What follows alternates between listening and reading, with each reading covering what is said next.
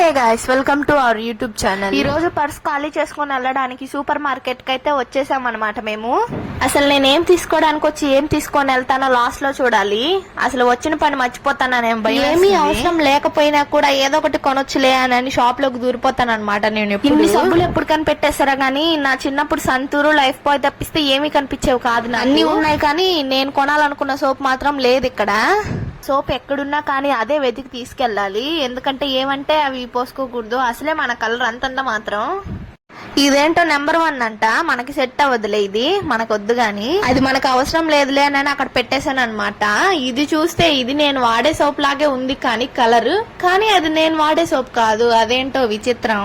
నేను సోపులు చూస్తుంటే మా ఆయన చాక్లెట్స్ చూస్తున్నాడు. అందుకే నేను కూడా మా ఆయన తోటి వెళ్ళిపోతున్నాను అనమాట.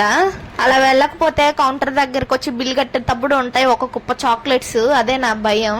ఇక ఇవైతే పింగాణి ప్లేట్స్, చాలా అంటే చాలా బాగున్నాయి కలర్ఫుల్ గా.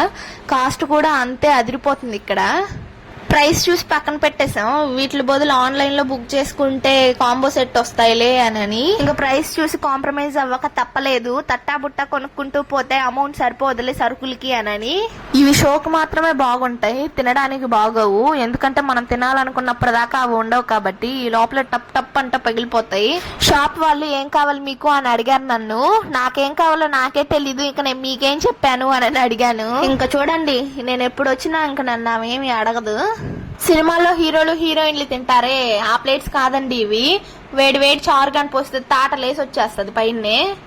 5 రూపాయల 5 స్టార్ చాక్లెట్ అంత చాక్లెట్ 65 రూపీస్ అంట. నాకు గుండె పేలిపోయింది అక్కడ. అసలు ఆ చాక్లెట్ నాకు తెలియకుండా మా ఆయన బుట్టలో వేసుకుంటే మా ఆయనకి తెలియకుండా బుట్టలో నుంచి తీసి అక్కడే పెట్టేసి వచ్చాను నేను. ఇది ఇప్పుడు తెలీదు, లాస్ట్ కౌంటర్ దగ్గరికి వెళ్ళినప్పుడు తెలుస్తుంది.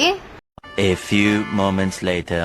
ఇంకా ఫైనల్లీ ఐస్ క్రీమ్స్ చూస్తా ఫోన్ పగలగొట్టేశాడు, కింద వేసేసాడు. ఇంకా గుండెంతా రాయి చేసుకొని ఇంటికైతే వెళ్ళిపోయాం అనమాట.